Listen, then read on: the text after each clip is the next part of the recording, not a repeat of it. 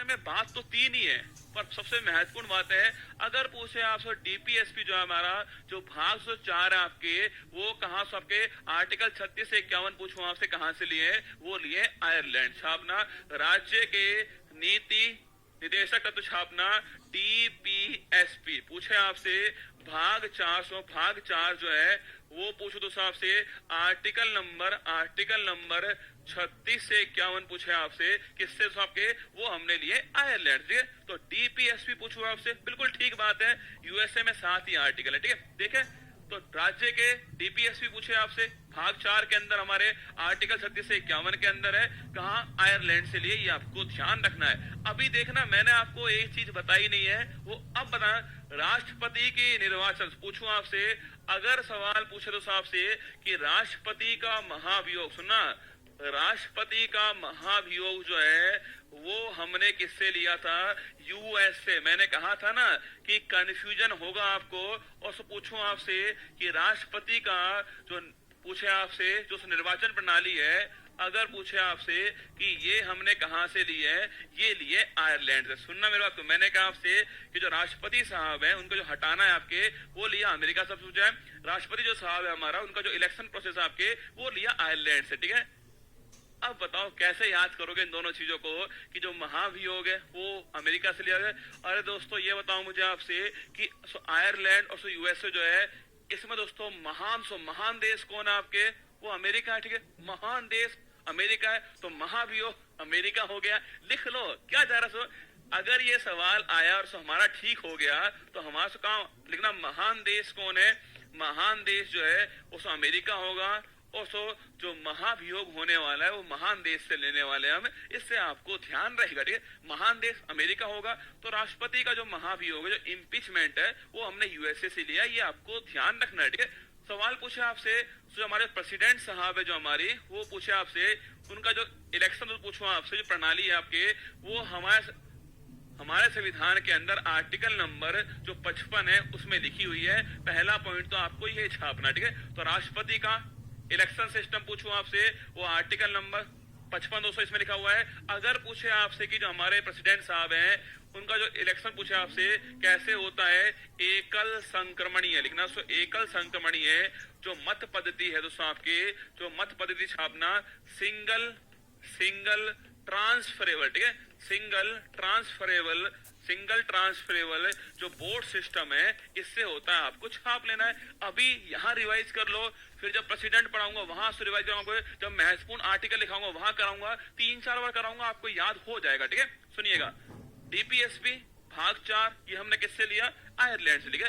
राष्ट्रपति की जो आपके इलेक्शन सिस्टम है आपके, आर्टिकल 55 से कहां से, वो भी हमने यहां से ले लिया। राज्यसभा पूछे आपसे जो उसके मेंबर होंगे आपके,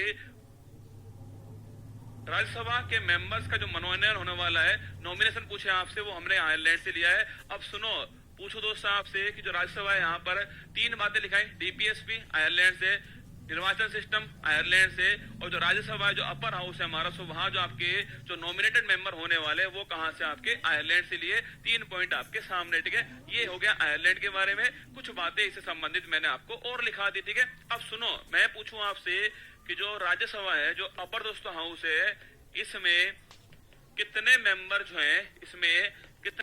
जो हैं, वो राष्ट्रपति साहब जो है हमारे, जो हमारे राष्ट्रपति साहब हैं, वो नॉमिनेटेड आपके से मनोनीत करते हैं। याद करो कितने करते हैं, 12 मेंबर जो हैं वो मनोनीत होते हैं। हमारे प्रेसिडेंट साहब जो हैं वो मनोनीत करते हैं, ये आपको ध्यान रखना है। तो पूछे राज्यसभा कितने मेंबर आपके, 12 मेंबर जो है वो प्रेसिडेंट नॉमिनेट करते हैं।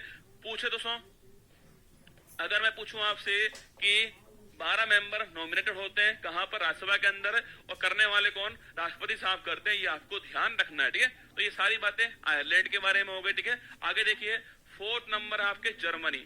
एक पॉइंट अब परीक्षा में खूब पूछता है आपसे, पहला पॉइंट छापना। तो अगर दोस्तों सवाल तो पूछूं आपसे, जो जर्मनी है इसके संविधान जो है इसे वाइमर लिखना, सो इसे क्या बोलते हैं, इसे वाइमर संविधान बोलते हैं, ये आपको ध्यान रखना। पूछे आपसे किस देश के संविधान को वाइमर संविधान बोलते हैं, जर्मनी के संविधान को वाइमर संविधान बोलते हैं। अगर सवाल कभी सो पूछ ले आपसे जो इमरजेंसी आपकी जो आपातकाल होता है, आपातकाल के समय जो मौलिक अधिकार पूछूं आपसे, इन पर जो प्रभाव पड़ता है वो कहां से लिया हमने? जर्मनी से लिया है। ध्यान रखना, आपातकाल का उपबंध हमने जर्मनी से नहीं लिया, वो हमने 1935 जो एक्ट है हमारा वहां से लिया है। सवाल पूछे आपसे आपात जो इमरजेंसी है उसमें जो मौलिक अधिकार होंगे उन पर जो प्रभाव पड़ने वाला है वो कहां से लिया? वो जर्मनी से लिया है। दोनों सवाल। आपातकाल के उपबंध हमने हमारा जो 1935 का गवर्नमेंट ऑफ इंडिया एक्ट है वहां से लिया है। आपातकाल के समय जो फंडामेंटल राइट है उन पर जो प्रभाव पड़ेगा वो हमने जर्मनी से लिया है। ठीक है, अब सुनिएगा, यहां फिर याद कर लो। अरे याद ही तो करना है, बार बार करना क्या है? सुनो, नोट लिखिएगा, लिखिए, लिखना राष्ट्रीय आपात। अगर कभी सवाल से पूछे आपसे कि जो नेशनल जो इमरजेंसी है, राष्ट्रीय आपातकाल, जिसका उल्लेख हमारे आर्टिकल 352 में किया गया, राष्ट्रीय आपातकाल के समय पूछा आपसे आर्टिकल अनुच्छेद 20 और 21 जो है, अनुच्छेद 20 और 21 आपके अनुच्छेद 20 और 21 जो है वो निलंबित नहीं होते हैं। कभी सवाल पूछे दोस्तों आपसे कि कौन से दो आर्टिकल सस्पेंड नहीं होते, आर्टिकल 20 और 21 छापना ये निलंबित नहीं होते हैं, ये आपको ध्यान रखना है। पूछे आपसे कि राष्ट्रीय आपातकाल, पूछो आपसे नेशनल इमरजेंसी के समय कौन से दो अनुच्छेद आपके वो सस्पेंड नहीं होते हैं, आर्टिकल 20 नहीं होते, ये आपको ध्यान रखना है, बड़ा महत्वपूर्ण सवाल है। ठीक है, तो आपातकाल के समय जो फंडामेंटल राइट्स पूछे आपसे जो प्रभाव पड़ेगा वो कहां से लिया है? बाइमर संविधान से लिया गया है। अगर पूछो आपसे कौन से दो आर्टिकल सस्पेंड नहीं होंगे, आर्टिकल 20 और 21 नहीं होंगे, ये आपको ध्यान रखना है। आगे जब आपातकाल पढ़ेंगे तो वहां भी इसको पढ़ने वाले। ठीक है, आगे देखिएगा, नेक्स्ट आपके फ्रांस। ठीक है, अगर सवाल पूछो आपसे जो फ्रांस पूछा आपसे, जो फ्रांस है यहाँ क्रांति उसका होती है आपके 1789 छापना, फ्रांस की क्रांति होती है। और अगर सवाल पूछो आपसे जो फ्रांस क्रांति हुई आपके, इसमें स्वतंत्रता, समानता और बंधुत्वता, इन तीनों के बारे में बात की थी आपके, फ्रीडम, इक्वलिटी, इनके बारे में बात आपके फ्रांस की जो क्रांति होती है उसमें की गई थी आपके।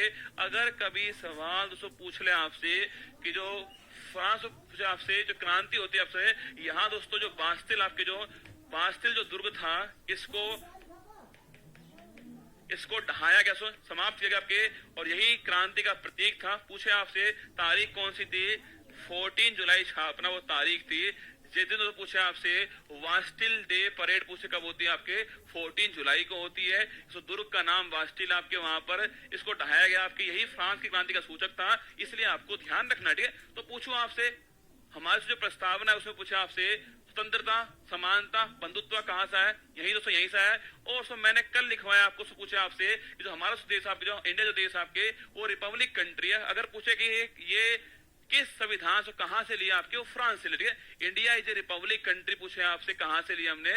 ये जो गणतंत्र जो वर्ड है आपके वो फ्रांस से लिया गया है। अगर पूछे आपसे गणतंत्र या दोस्तों रिपब्लिक पूछूं आपसे, अरे याद करो जिस देश का राष्ट्रीय अध्यक्ष जो है, अगर दोस्तों वो आपके वो इलेक्टेड हो आपके, वो निर्वाचित हो, तो वो देश जो है उसे रिपब्लिक होने वाला है। क्या इंग्लैंड रिपब्लिक आपके? नहीं छापना, इंग्लैंड जो है सो रिपब्लिक नहीं है, वहां सो किंग होता है आपके, एक पीढ़ी से दूसरी पीढ़ी में जाता है आपके, उस रिपब्लिक नहीं है छापना। क्या अमेरिका रिपब्लिक? बिल्कुल सब रिपब्लिक आपके। क्या इंडिया रिपब्लिक है? तो रसगुल्ला, ये इंडिया भी रिपब्लिक देश है आपके, और 26 जनवरी 1950 को इंडिया रिपब्लिक देश बना था, ये हमने आपको कल लिखवाया। ठीक है, तो पूछे आपसे गणतंत्र सिस्टम फ्रांस से आया है, प्रस्तावना में स्वतंत्रता, समानता, बंधुत्व पूछे आपसे वो भी फ्रांस आई है। ये दो बातें आपको ध्यान रखनी है। ठीक है, आगे देखिएगा कनाडा, ये दोस्तों हमारे लिए बड़ा महत्वपूर्ण देश था, कनाडा है। आपसे पूछे आपसे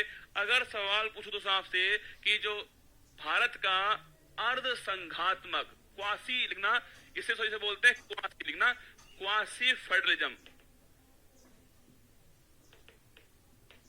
अगर सवाल पूछूं आपसे भारत पूछा आपसे, भारत जो आपके वो कैसा देश आपके? तो भारत जो आपके वो अर्ध संघात्मक क्वासी फेडरलिज्म देश है। अगर पूछे आपसे कि ये जो आपके सिस्टम है वो कहां से है? कनाडा से है, ये आपको छापना। ठीक है, क्वासी फेडरलिज्म मतलब दोस्तों हमारे दोस्तों यहाँ पर जो शक्ति से जो पावर है आपके, उनको उनका पृथककरण तो हुआ है, मतलब दोस्तों आपके मतलब से शक्ति तो आपके सेंटर के पास भी है और रसगुल्ला स्टेट के पास भी है। लेकिन दोस्तों लेकिन जो सेंटर जो आपके केंद्र है वो स्टेट की तुलना में अधिक पावरफुल है। इसका तो मतलब हो गया आपके कि हम फेडरल तो हैं, फेडरल सेंटर स्टेट दोनों की पावर बराबर होंगी तो फेडरल होता है आपके, जैसे यूएसए होता है सेंटर और स्टेट दोनों की पावर बराबर आपके, वो सो फेडरल हो गया है। लेकिन दोस्तों हम फेडरल तो है दोस्तों, हमारी जो पावर आपके वो सेंटर के पास भी है, स्टेट के पास भी है, लेकिन सेंटर जो है वो सो अधिक पावरफुल है हमारे यहाँ पर, इसलिए हम फेडरल है पर सो आधे फेडरल है, ठीक है। इसलिए नाम दिया है अर्ध संघात्मक। अगर सो पूछे आपसे कि जो हमारा जो क्वासी फेडरलिज्म नेचर आपके वो किस देश से लिया, हमने कनाडा से लिया है। यहाँ दोस्तों आपके शक्ति का सेपरेशन तो है आपके सेंटर के पास सकती है, स्टेट के पास सकती है, लेकिन फिर भी दोस्तों जो हमारा सेंटर आपके वो सो स्टेट की तुलना में अधिक पावरफुल है, इसलिए हमारे पास में हमारा फेडरलिज्म तो है पर दोस्तों हम क्या है अर्ध आपके संघात्मक है, क्वासी फेडरलिज्म हमारे पास में है, ये आपको ध्यान रखना है, ठीक है। अगर सो पूछूं आपसे अवशिष्ट शक्तियां छापना, अवशिष्ट शक्तियां जो है वो केंद्र में निहित होंगी, केंद्र में निहित होंगी। ये कहां से आपके कनाडा से लिया है, मतलब सेंटर पावरफुल होगा। पूछे दोस्तों आपसे कहां से लिया, हमने कनाडा से लिया है, सेंटर पावरफुल होने वाला, ठीक है। राज्य पूछा आपसे गवर्नर जो है उनकी अपॉइंटमेंट पूछो कहां से लिए, कनाडा से लिए। तीन बातें लिए, क्वासी फेडरलिज्म, जो अवशिष्ट शक्तियां आपके जो केंद्र में निहित होंगी, और राज्यपाल जो है उसकी नियुक्ति छापना कनाडा से लिए। ये तीन बातें आपको छापनी है, ठीक है। तो पूछे आपसे कनाडा, क्वासी फेडरलिज्म, अवशिष्ट शक्ति केंद्र के पास होंगी, और जो राज्यपाल का अपॉइंटमेंट वो केंद्र आपके कनाडा से लिया गया, ये आपको ध्यान रखना है, ठीक है।